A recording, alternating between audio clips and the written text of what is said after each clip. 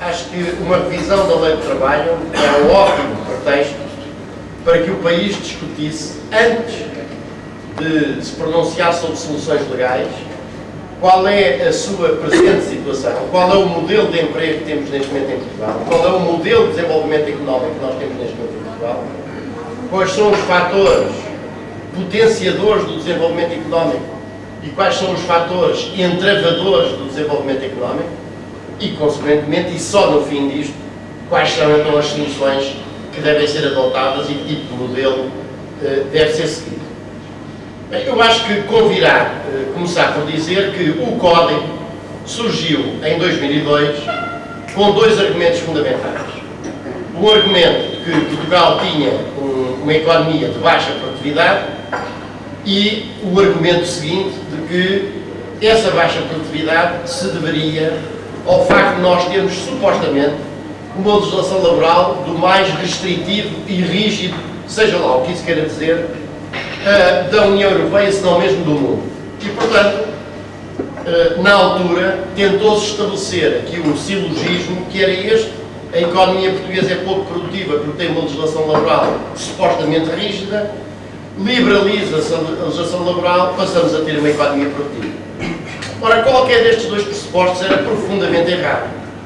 Primeiro, não é de todo verdade que antes do Código, que está hoje em vigor, Portugal tivesse uma legislação laboral mais rígida do mundo, da Europa, do mundo, ou pelo menos do mundo OCDE. Não é de todo verdade. E um desafio que foi sempre lançado aos adeptos das reformas liberais ou neoliberais foi exatamente o que viessem discutir, com base no direito comparado, essa afirmação que não passa de uma blague que a gente ouve todos os dias, ouvia na altura os apoiantes e os membros do governo na altura, e agora houve os atuais inquilinos da Praça de Londres a repetir exatamente a mesma forma. Não é de todo verdade isto. Portugal tem um único ponto onde, de facto, a legislação laboral é mais restritiva do que noutros países, que é o do despedimento individual, que em Portugal apenas pode ser feito, digamos, individual, por justa causa subjetiva, que apenas pode ser feito na sequência de um processo disciplinar. E isso tem sido invocado como um elemento de restrição da legislação laboral. Ora,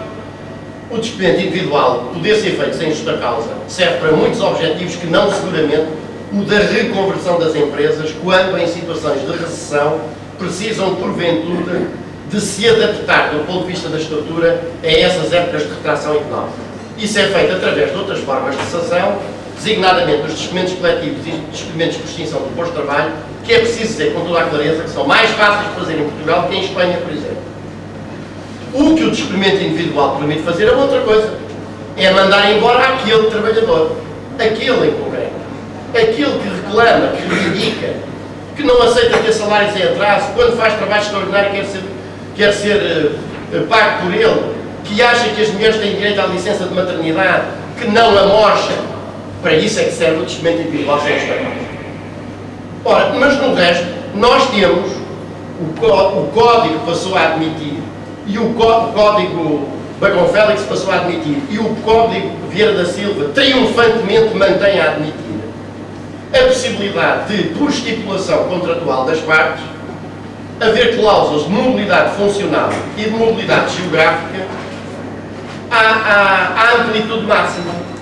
Isto é, o regime do local de trabalho é este, mas por estipulação contratual as partes podem ampliar as faculdades do empregador, e é por isso que nós hoje vemos os jovens, sobretudo os jovens, que entram no mercado de trabalho a celebrarem contratos de trabalho onde diz o local de trabalho é o centro de exposições de Odivelas, ou qualquer outro ponto do Conselho, ou qualquer outro ponto do distrito, ou qualquer outro ponto do país, ou até, como eu já vi, qualquer ponto do mundo onde a respectiva entidade empregadora, porventura, venha a colocar uma qualquer instalação. E quanto à mobilidade funcional, a mesma coisa. O trabalhador é contratado para exercer estas funções, vírgula, podendo, no entanto, desempenhar quaisquer outras, ou dando desde já ao trabalhador o seu consentimento. Ora, um trabalhador que está a entrar para o mercado de trabalho, obviamente, não tem nenhuma capacidade negocial. E dizer-se por estipulação contratual, estes alargamentos patronais podem ser introduzidos, é evidentemente uma falácia. O que acontece é que as pessoas, quando entram para o mercado de trabalho, a sua capacidade negocial resume-se a ou aceitam o contrato que já está pré-redigido e naturalmente chancelam este tipo de barbaridades, ou não aceitam e morrem à fome. Ora, chamar a isto a liberdade contratual é pura e simplesmente uma falácia que se pensaria ultrapassada alguns no final do século XIX. Portanto, os dois pressupostos. O segundo era o de que liberalize a legislação laboral e passamos a ter uma economia produtiva. É o outro disparate. Visto que a própria OCDE, a pátria das concepções neoliberais ao longo de toda a década de 90, no seu célebre relatório, o Economic Outlook de 1999, foi obrigado a reconhecer que não se pode estabelecer nenhuma relação causa e efeito entre legislação laboral desregulada e produtividade. Porque são possíveis todas as combinações. Países com legislação laboral muito protetora e muito forte e há altos níveis de produtividade, é o caso dos países nórdicos, países de considerado algum nível de proteção e baixos níveis de produtividade, como são os países europeus da zona mediterrânica, países de baixo nível de regulação e altos níveis de produtividade, era o caso típico na altura dos tigres da Malásia, as Singapuras e etc., e países de baixíssimo nível de regulação e baixíssimos níveis de produtividade, e o exemplo típico eram os países da América Latina. Portanto, esta ideia peregrina de que liberalize ainda mais uma legislação laboral que estava muito longe de ser rígida, para que aumentemos a produtividade, é um disparate completo e desviou por inteiro a atenção do país da discussão de quais são os fatores da produtividade no século XXI. Isto é, a economia portuguesa é pouco produtiva porque os trabalhadores portugueses são incompetentes e trabalham poucas horas, e então nessa altura a forma, digamos, de aumentar a produtividade é pô-los a trabalhar ainda mais horas e apertar os mecanismos de constrangimento e de ameaça sobre eles, porque assim é que eles trabalharão melhor, ou os fatores de competitividade das economias são outros completamente diferentes destes, como seja o investimento tecnológico, a capacidade de inovação, a excelência da gestão,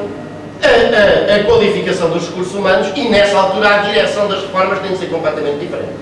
Ninguém discutiu coisa nenhuma, os partidos que se apanham com a maioria absoluta têm a tendência para fazer assim, têm a razão da força, não propriamente a força da razão, e assim foi aprovado.